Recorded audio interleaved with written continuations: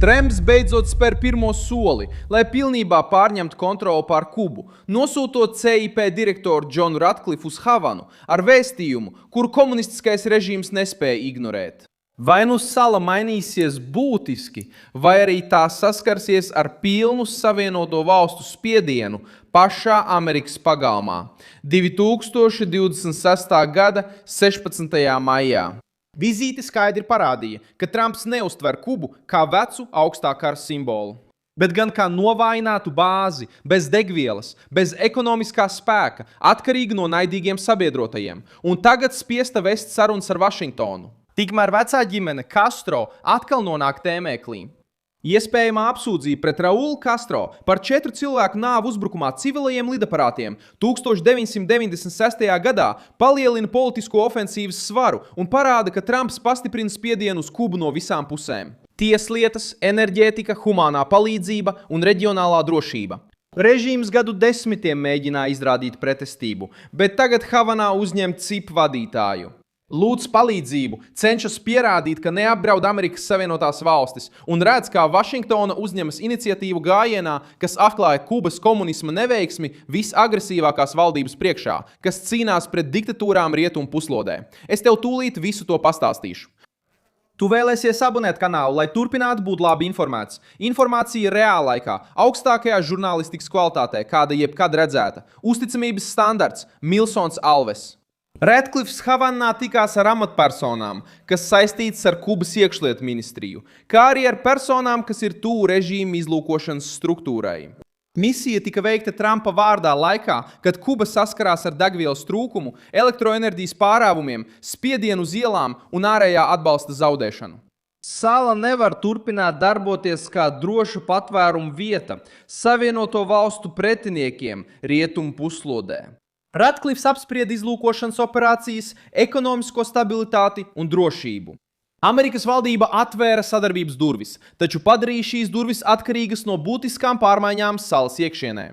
Praksē Trumps piedāvāja izeju un vienlaikus parādīja, cik liela būs prasība. Kuba var saņemt palīdzību.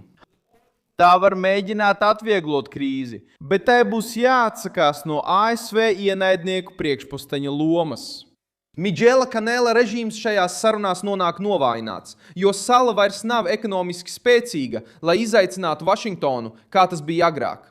Kuba ir piekritusi iespējai saņemt $100 miljonus humānās palīdzības no Amerikas Savienotajām Valstīm, kamēr tā saskars ar degvielas trūkumu, elektroenerģijas pārāvumiem un iekšēji nospiestu sistēmu. Kubas valdība cenšas apgalvot, ka sala nerada draudus Amerikas Savienoto Valstu nacionālajai drošībai, taču pati CIP direktora klātbūtne Havanā liecina, ka Trumps šo versiju nepieņēma bez garantijām. Degvielas krīze atvēra plaisu, kuru Vašingtonai bija nepieciešams izmantot. 2026. gada 15. maijā Kuba būtiski paaugstināja benzīna un dīzeļdegvielas cenas, taču daudzas degvielas uzpildes stacijas Havanā joprojām bija slēgtas degvielas trūkuma dēļ.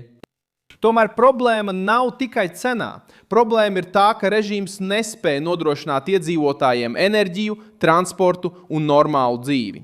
Un tur Trumps piedāvā pontu mais sensível. Kubas valdība vienmēr ir centusies sevi pasniegt kā ideoloģiskās pretestības simbolu, bet tad tā ir jāsaskaras ar skarbu realitāti. Bez degvielas, bez spēcīga ārējā atbalsta un ar nogurušu sabiedrību Havana zaudēja iespēju izlikties, ka kontrolē situāciju. Amerikas spiediens pret naftas piegādēm un Vašingtonas diplomātiskā ofensīva ir nostādījuši režīmu aizsardzības pozīcijā. Otrais trieciens nāca no tiesu varas. Trumpa valdība gatavo apsūdzības. Krimināllietas pret Raulu Castro saistībā ar organizācijas Brothers to the Rescue lidmašīnu notriekšanu. 1996. gada 24. maijā, sazinoties ar Republiku, tika paziņots. Tajā notikumā Kubas iznīcinātāji notrieca 2 civilās lidmašīnas, kuras vadīja Kubas trimdnieki. Un tas gandrīz psiholoģiski ietekmēja Savienotās Valstis. Un Startautiskā civilās aviācijas organizācija secināja, ka lidmašīnas atradās virs startautiskajiem ūdeņiem, kamēr valdība paziņoja, ka notikusi gaisa telpas pārkāpšana. Pašreizējā ofensīva ir vērsta pret Raulu Castro, jo viņš tajā laikā bija aizsardzības ministrs un joprojām ir dzīvs vecās revolucionārās varas simbols. Šis aspekts maina krīzes nozīmi. Trumps ne tikai izdara spiedienu uz Kubu demokrātijas, enerģijas vai saskaņošanās ar Ķīnu un Krieviju trūkuma dēļ. Viņš nostāda Castro ģimeni krimināla atbildības centrā. Vēstījums ir spēcīgs, jo tas skar režīma sirdi. Vecā gvarde nav neaizskarama. Rauls Castro ir 94 gadus vecs. Viņš vairs oficiāli neieņem prezidenta amatu, bet joprojām pārstāv struktūru, kas gadu desmitiem valdīja Kubā. Kad Vašingtona draud pārvērst šo vārdu par tiesvedības mērķi, brīdinājums sasniedz gan militāristus, gan izlūku dienestus, gan birokrātus, kas uztur Havanu. Plānam ir arī skaidra politiska nozīme pašās Savienotajās valstīs. Miami, kubiešu trimdnieki un antikomunistu bāze. Šajā kustībā viņi redz pārāk ilgi atliktu atbildi. Gadu gaitā notriekto lidmašīnu lieta palika kā atvērta brūce. Tagad Trumps izmanto šo notikumu, lai parādītu, ka laiki, kad Kubas diktatūru uzskatīja par folkloras sastāvdaļu, ir beigušies. 4 cilvēki gāja bojā šajā uzbrukumā, un tiesvedība parādās tieši brīdī, kad režīmam trūks degvielas, trūks stabilitātes. Vairs nav tās pašas starptautiskās aizsardzības kā agrāk. Marko Rubio arī kļūst par centrālo figūru šajā pavērsienā. Kā valsts sekretārs un kubiešu amerikāņu kopienas loceklis, Marko Rubio uzskata, ka Kubas ekonomika patiesi mainīsies tikai tad, ja mainīsies valdības sistēma. Šis teikums apkopo stratēģiju. Nav jēgas sūtīt naudu, atvieglot sankcijas un saglabāt to pašu komunistisko struktūru, kas visu kontrolē. Donalda Trumpa ieskatā humānā palīdzība nedrīkst kļūt par politisko skābekli diktatūrai. Tā ir nepieciešams. Tā tiek izmantota kā spiediena instruments, lai panāktu reālas piekāpšanās.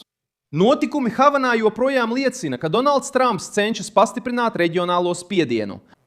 Loģika ir atņemt Kubai aizmugures bāzes lomu Amerikas Savienoto Valstu pretiniekiem, vājināt salas atkarību no tādiem partneriem kā Ķīna un Krievija, un piespiest režīmu izvēlēties starp dziļu izolāciju vai atvēršanos saskaņā ar amerikāņu noteikumiem. Tā ir kontrole pār enerģiju, palīdzību, tiesu sistēmu, izlūkošanu un sarunām. Vašingtona atkal pārņem vadību uz spēles laukumu pie saviem krastiem. Kuba cenšas pretoties ar runām. Ārlietu ministrs Bruno Rodrīges nosodīja amerikāņu spiedienu un apsūdzēja Vašingtonu par bīstamu ceļu izvēli. Taču Kuba vairs nereaģē no izdevīgas pozīcijas. Nākamais posms var būt vēl smagāks. Reuters ziņoja, ka ASV Tieslietu departaments plāno paziņot par apsūdzībām pret Raulu Castro Miami 2026. gada 20. maijā. Ja tas virzīsies uz priekšu, Havanai vienlaikus nāksies tikt galā ar iekšējo krīzi, ekonomisko spiedienu, humāno prasību, cipu vizīti un tiešu uzbrukumu Castro ģimenes galvenajam simbolam. Trumpam nav nepieciešams paziņot, ka viņš ir pārņēmis kontroli pār Kubu. Pirmais solis jau ir spērts. Kad režīms sāk reaģēt uz amerikāņu spiedienu pašā Havanā. Es esmu Milsons Alves, starptautisko attiecību speciālists, un mans mērķis ir tevi katru dienu informēt ar patiesību. Ziņu saites ir norādītas video aprakstā. Nospied patīk šim video, abonē kanālu un beigās ieskaties komentāros, lai vēl vairāk iesaistītos Milsona Alves kopienā.